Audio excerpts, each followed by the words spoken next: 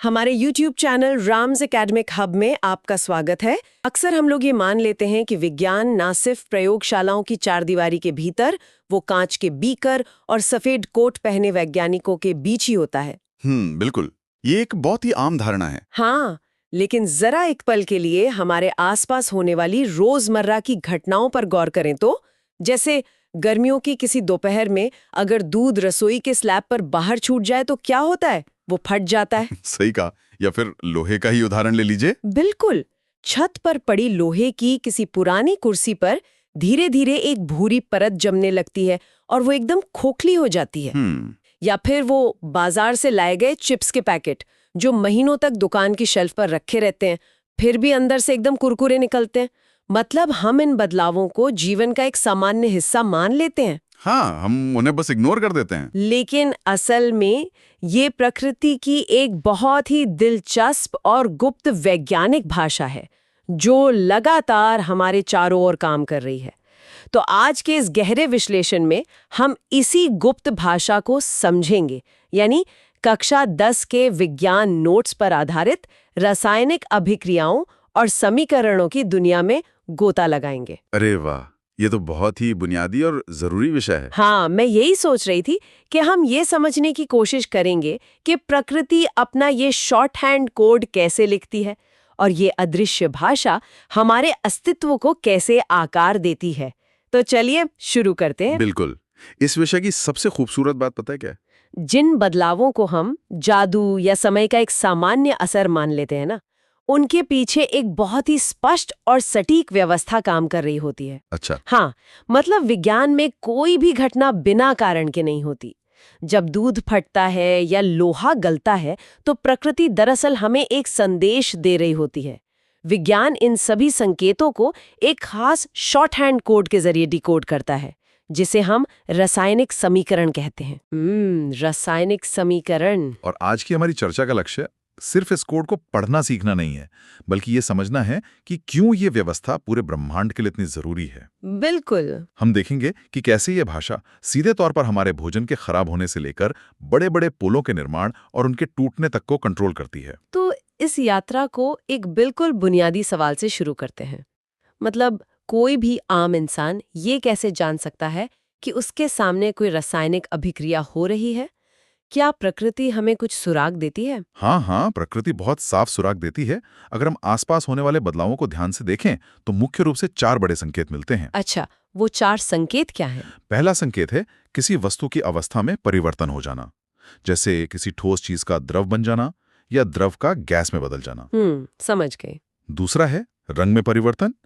तीसरा है अचानक से किसी गैस का निकलना या बुलबुले उठना।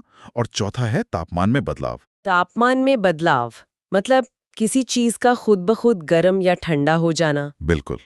बिना आग पर रखे अगर कोई चीज गर्म हो रही है तो वहां कुछ तो रासायनिक खेल चल रहा है। अरे वाह!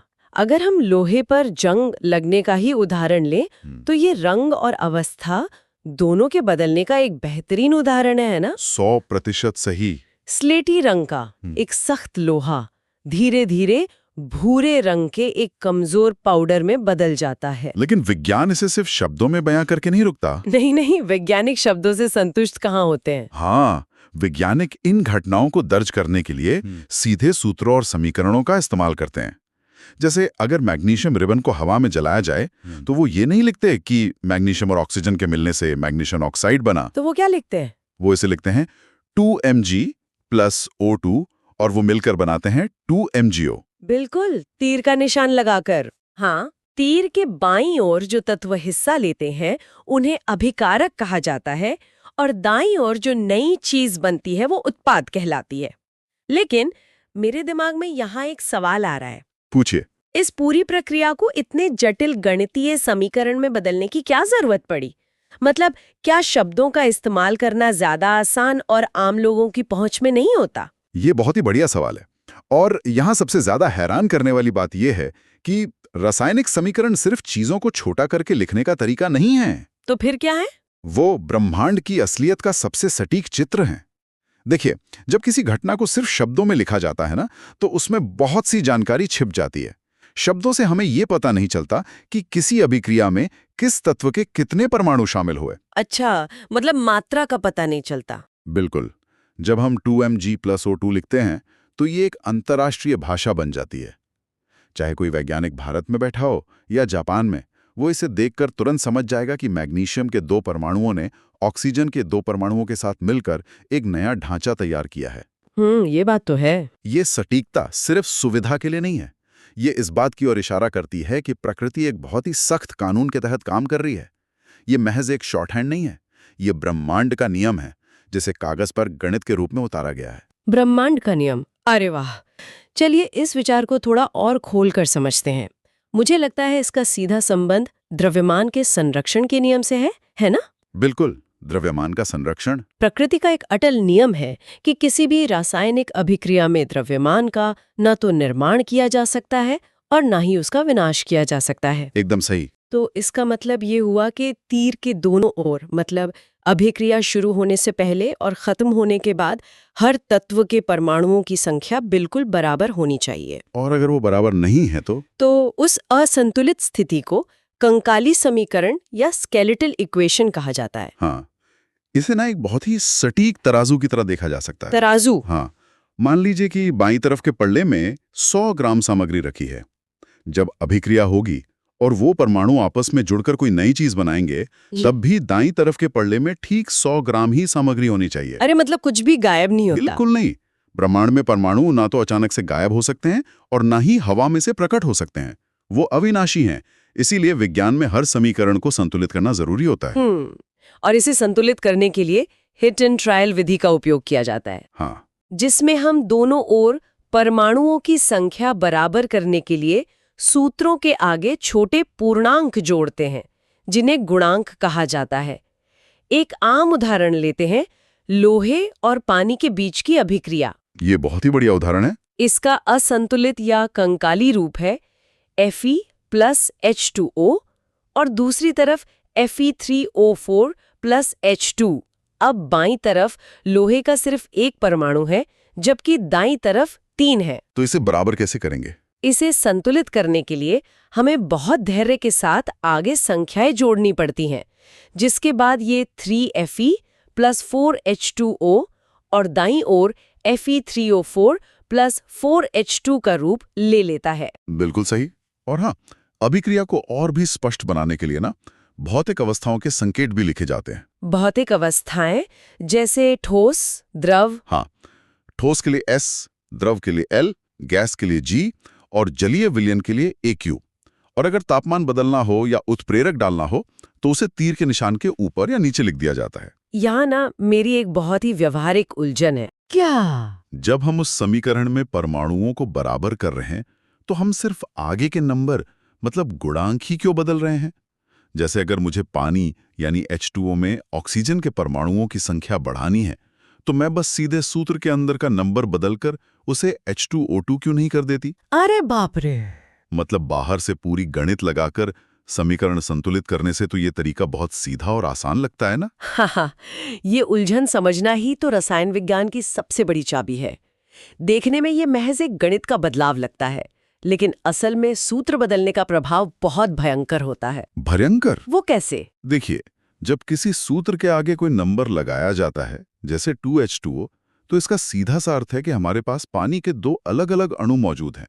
चीज वही है, पानी ही है, बस उसकी मात्रा 2 गुनी हो गई है। हाँ, ये तो समझ आता है। लेकिन जैसे ही हम सूत्र के अंदर का नंबर बदलकर उसे H2O2 कर देते हैं, तो वो पदार्थ अब पानी नहीं रहता। अच्छा। वो पूरी तरह से एक नए रसायन में बदल जाता है जिसे हाइड्रोजन परऑक्साइड कहते हैं। अरे! और पता है हाइड्रोजन परऑक्साइड क्या है?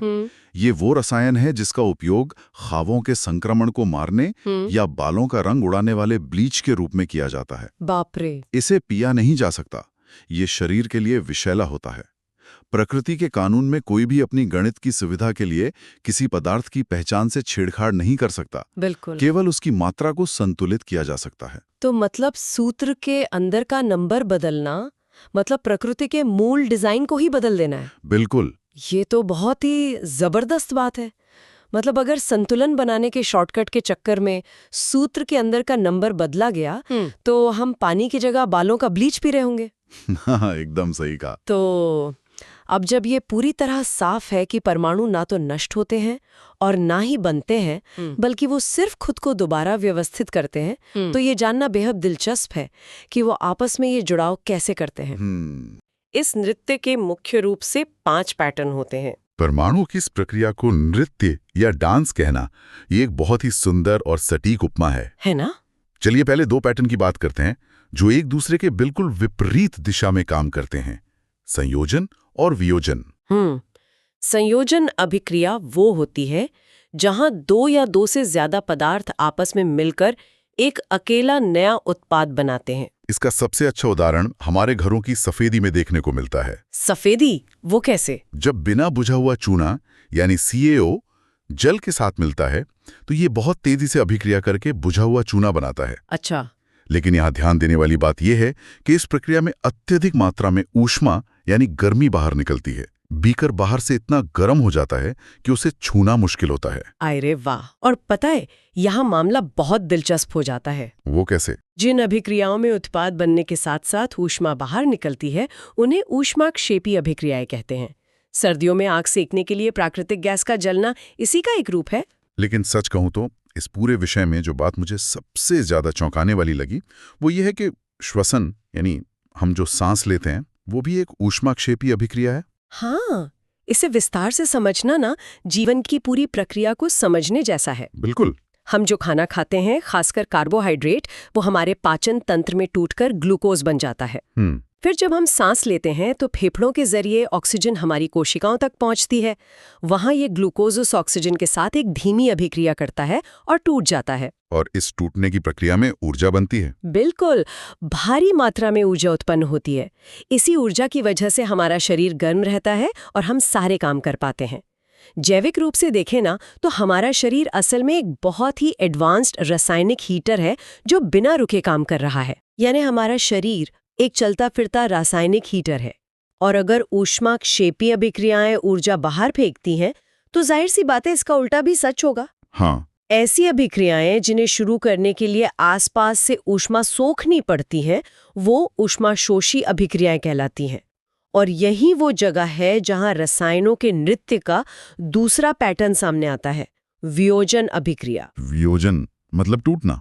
हाँ, इसमें एक अकेला अभिकर्मक बाहरी ऊर्जा पाकर छोटे छोटे उत्पादों में टूट जाता है। इसे ऐसे समझ सकते हैं कि किसी मजबूत रिश्ते को तोड़ने के लिए बाहर से ताकत लगानी पड़ती है। सही कहा। ये ताकत ऊष्मा, प्रकाश या बिजली के रूप में हो सकती है। जैसे अगर चूना पत्थर को भट्टी में बहुत तेज गर्म किया जाए तो वो टूटकर बिना बुझा हुआ चूना और कार्बन डाइऑक्साइड गैस बन जाता है। वियोजन का एक और बहुत ही शानदार उदाहरण सूर्य के प्रकाश से जुड़ा है, पता है क्या? जब इसे धूप में रखा जाता है तो प्रकाश के कणों, जिन्हें फोटॉन कहते हैं, उनकी ऊर्जा सिल्वर क्लोराइड के भीतर मौजूद रासायनिक बंधनों को तोड़ देती है। तो धूप से बंधन टूट जाते हैं। हाँ, और इस टूट-फूट के कारण वो सफेद पदार्थ धूसर यानी ग्रे रंग के सिल्वर धातु में बदल जाता है। दशकों पहले जब डिजिटल कैमरे नहीं थे ना, तब श्याम श्वेत फोटोग्राफी यानी ब्लैक एंड व्हाइट फोटोग्राफी में इसी वियोजन अभिक्रिया का उपयोग करके तस्वीरों को रील पर उकेरा जाता था। अरे वाह, ये तो बहुत ही कमाल का इस्तेमाल है। प्रकाश जहां जहां रील पर पड़ता था वहां का रसायन टूटकर गहरा रंग दे देता था। तो संयोजन और वियोजन मूल रूप से प्रकृति में निर्माण और विनाश के 2 विपरीत पहिए हैं और ऊर्जा का प्रवाह इन दोनों पहियों को घुमाने का काम करता है। ये तो हुई जुड़ने और टूटने की बात, लेकिन रसायनों की दुनिया सिर्फ जुड़ने और टूटने तक सीमित नहीं है। तो और क्या होता है? क्या होगा अगर 2 परमाणु एक साथ टकराएं और तय करें कि उन्हें अपना साथी बदलना है? अच्छा। यहीं से रसायनों की दुनिया में अदला बदली का खेल शुरू होता है और ये हमें अगले 2 अहम पैटर्न्स की तरफ ले जाता है, विस्थापन और द्विविस्थापन अभिक्रियाएं। अगर हम इसे थोड़ा आसान करके समझें तो मान लीजिए कि रसायनों का एक बड़ा सा डांस फ्लोर है जहां अलग अलग जोड़े एक साथ नृत्य कर रहे हैं। हाँ, डांस फ्लोर की उपमा बहुत बढ़िया है ना? तो विस्थापन तब होता है जब एक बहुत ही ताकतवर और ऊर्जावान डांसर आकर किसी कमजोर डांसर को उसके पार्टनर से दूर धकेल देता है और खुद उसके साथ डांस करने लगता है। अरे बाप रे! उदाहरण के लिए अगर कॉपर सल्फेट के नीले रंग के घोल में लोहे की एक कील डाल दी जाए तो लोहा कॉपर को लात मारकर बाहर निकाल देता है। और खुद सल्फेट के साथ जुड़ जाता है। बिल्कुल, वो एक नया यौगिक बना लेता है। इससे घोल का नीला रंग गायब होकर हल्का हरा हो जाता है। इस उपमा में ना एक बहुत ही गहरा वैज्ञानिक सत्य छिपा है। वो क्या? विज्ञान की भाषा में इस ताकत का सीधा सा अर्थ है रासायनिक क्रियाशीलता, यानी रिएक्टिविटी। अब सवाल यह है कि लोहा तांबे से ज्यादा ताकतवर क्यों है? हाँ, क्यों है? परमाणु स्तर पर क्रियाशीलता का मतलब होता है अपने इलेक्ट्रॉन को त्यागने की उत्सुकता। लोहा तांबे की तुलना में अपने इलेक्ट्रॉनों को कहीं ज्यादा तेजी से बाहर फेंक सकता है। अच्छा, तो जो जल्दी इलेक्ट्रॉन दे दे वो ज्यादा ताकतवर? एकदम सही। और सल्फेट को ऐसे ही साथी की तलाश होती है जो उसे आसानी से इलेक्ट्रॉन दे सके। इसलिए लोहा एक बेहतर पार्टनर साबित होता है और वो तांबे को विस्थापित कर देता है। समझ गए। और विस्थापन के इस एक तरफा खेल के बाद आता है द्विविस्थापन। इसमें कोई किसी को बाहर नहीं निकालता, बल्कि दो जोड़े आपसी सहमति से अपने पार्टनर्स की अदला बदली कर लेते हैं। वैज्ञानिक रूप से कहें तो दो अलग अलग यौगिकों के बीच आयनों का परस्पर आदान प्रदान होता है। मतलब मजे से अपने पार्टनर्स बदल लेते हैं। और पता है, द्विविस्थापन अभिक्रियाओं के दौरान एक बहुत ही रहस्यमयी चीज भी होती है। क्या? जिसे अवक्षेपण या प्रेसिपिटेशन कहा जाता है। जब दो तरल पदार्थ आपस में मिलाए जाते हैं तो कभी-कभी अचानक से एक ठोस सफेद पदार्थ बन जाता है जो पानी में बिल्कुल नहीं घुलता और वो बर्तन के तल पर जाकर बैठ जाता है। जल में न घुलने वाले इस नए ठोस पदार्थ को ही अवक्षेप कहा जाता है। ऐसा लगता है जैसे पानी के भीतर अचानक से बर्फ का कोई छोटा सा टुकड़ा बन गया हो जो पिघलने से इनकार कर रहा हो। बिल्कुल। और ये इसलिए होता है क्योंकि जो नया रासायनिक बंधन बनता है वो इतना मजबूत होता है कि पानी के अणु उससे तोड़कर अपने अंदर घोल नहीं पाते। अच्छा, बंधन बहुत मजबूत होता है। हाँ, वो अपनी एक अलग ठोस पहचान बना लेता है और गुरुत्वाकर्षण के कारण नीचे बैठ जाता है। ये प्रकृति का एक बहुत ही स्पष्ट संकेत है कि एक नई और स्थिर चीज का निर्माण हो चुका है। तो अब हम इन सभी पैटर्न्स के सबसे महत्वपूर्ण और जीवन को सबसे ज्यादा प्रभावित करने वाले हिस्से पर पहुंच चुके हैं। हाँ, पैटर्न 5। हाँ, पैटर्न 5, उपचयन अपचयन, जिसे मिलाकर विज्ञान की भाषा में रिडॉक्स कहा जाता है। ये कोई साधारण अभिक्रिया नहीं है। ये वो तंत्र है जो हमारी बुनियादी संरचनाओं को नष्ट करता है, लेकिन साथ ही हमारे जीवन को चलाने में भी मदद करता है। बिल्कुल। उपचयन या ऑक्सीडेशन का बहुत ही सरल अर्थ है किसी पदार्थ में ऑक्सीजन की वृद्धि होना, यानी ऑक्सीजन का जुड़ना। और इसके ठीक विपरीत अपचयन का मतलब है ऑक्सीजन का ह्रास या कमी होना। ब्रह्मांड की सुंदरता देखिए कि ये दोनों प्रक्रियाएं हमेशा एक साथ होती हैं, एक सिक्के के दो पहलुओं की तरह। अच्छा, मतलब अगर एक जगह ऑक्सीजन जुड़ रही है तो दूसरी जगह से घट भी रही होगी। एकदम सही। अगर कोई पदार्थ ऑक्सीजन ग्रहण कर रहा है तो निश्चित रूप से आसपास कोई दूसरा पदार्थ होगा जो अपना ऑक्सीजन छोड़ रहा होगा। तो इसका हमारे रोजमर्रा के जीवन पर क्या प्रभाव पड़ता है? अगर हम अपने आसपास देखें तो उपचयन का सबसे विनाशकारी रूप संक्षारण के रूप में दिखाई देता है। हाँ, संक्षारण वही प्रक्रिया है जिसे हम आम बोलचाल में जंग लगना कहते हैं, जिसके बारे में हमने शुरुआत में बात की थी। संक्षारण वास्तव में ऑक्सीजन की वो भूख है जो धातुओं को उनके मूल रूप में वापस ले जाना चाहती है। जब लोहा, तांबा या चांदी जैसी धातुएं अपने आसपास के अम्ल, हवा की नमी या पानी के संपर्क में आती हैं तो वो ऑक्सीजन के साथ जुड़कर उपचयित होने लगती हैं। मतलब ऑक्सीडाइज होने लगती हैं। हाँ, लोहे पर भूरी परत, चांदी का काला पड़ जाना और तांबे के बर्तनों पर हरी परत का जमना, ये सभी इसी धीमी लेकिन खतरनाक रिडॉक्स अभिक्रिया के परिणाम हैं।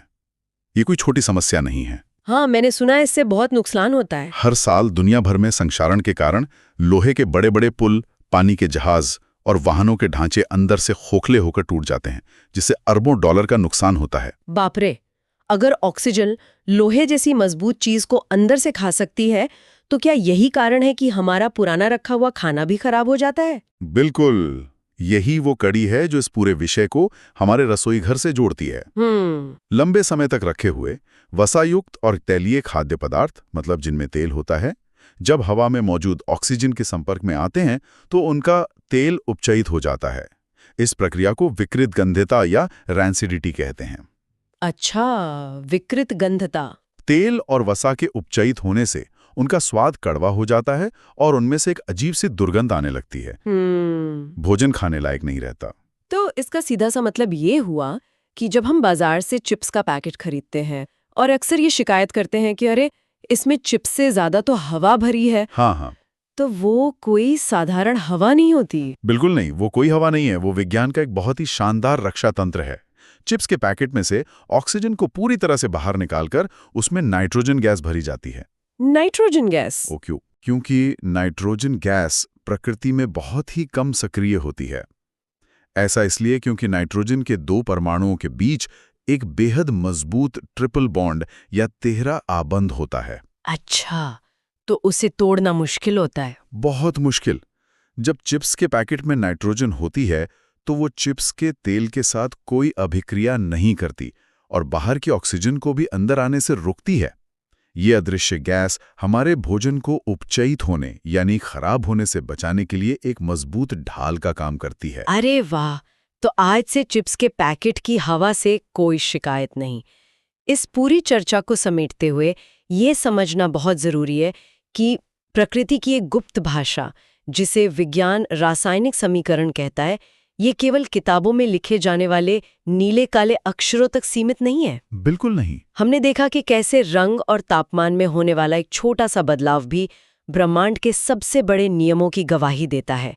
परमाणुओं के उस रोमांचक नृत्य से लेकर जो हमारे शरीर को एक हीटर की तरह लगातार ऊर्जा दे रहा है, धीरे धीरे खारी उस अदृश्य जंग से लेकर चिप्स के पैकेट में भरी उस रक्षक नाइट्रोजन गैस तक, रसायन विज्ञान का ये जाल हमारे अस्तित्व के हर कोने में फैला हुआ है। सही कहा आपने। और पता है, विज्ञान की असली शक्ति सिर्फ तथ्यों को रटने में नहीं है, बल्कि हमारे चारों ओर चल रहे इस लगातार बदलाव के पीछे के क्यों और कैसे को समझने में है। बिल्कुल। आज की चर्चा को समाप्त करते हुए मैं एक बहुत ही गहरे विचार पर ध्यान खींचना चाहूंगा। बताइए। आज हमने देखा कि कैसे नाइट्रोजन गैस का उपयोग करके हम चिप्स को ऑक्सीडाइज होने से बचा लेते हैं। एक तरह से हम एक प्राकृतिक रासायनिक अभिक्रिया को पॉज कर देते हैं। हाँ, रोक देते हैं। हमारे शरीर के अंदर भी ऑक्सीजन लगातार हमारे भोजन को तोड़ रही है, लेकिन समय के साथ यही ऑक्सीजन हमारी कोशिकाओं को भी धीमा नुकसान पहुंचाती है, जिसे मुक्त कणों या फ्री रेडिकल्स का प्रभाव कहते हैं। अच्छा। उम्र का बढ़ना, त्वचा पर झुर्रियां आना या कोशिकाओं का कमजोर होना, ये सब भी तो हमारे शरीर के भीतर चल रही धीमी रिडॉक्स अभिक्रियाओं का ही एक रूप है। अरे बाप रे, तो क्या बुढ़ापा भी एक तरह का ऑक्सीडेशन है? एक तरह से हाँ। और ये एक ऐसा सवाल है जिस पर हम सबको विचार करना चाहिए। क्या हमारे खानपान में मौजूद कुछ प्राकृतिक तत्व, जिन्हें हम एंटीऑक्सीडेंट्स कहते हैं, वो अनजाने में इसी रिडॉक्स प्रक्रिया को धीमा कर रहे हैं? एंटीऑक्सीडेंट्स, नाम से ही लग रहा है।